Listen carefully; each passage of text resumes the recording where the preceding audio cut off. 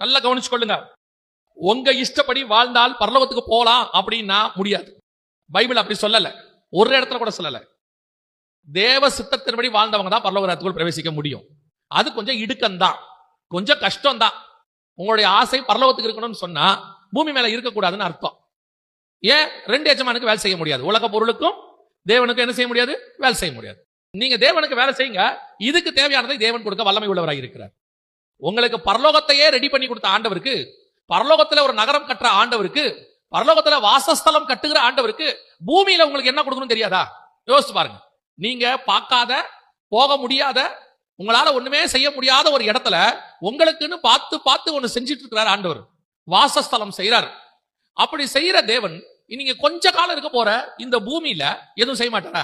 தேவையானதை கொடுக்க மாட்டாரா? ஆண்டவரை எனக்கு இதை கொடுங்க, ஆண்டவரை எனக்கு அதை கொடுங்க. ஏன் அவருக்கு தெரியாது அவங்களுக்கு என்ன தேவை என்பதை பரமபிதா முன்பே அறிந்திருக்கிறார்.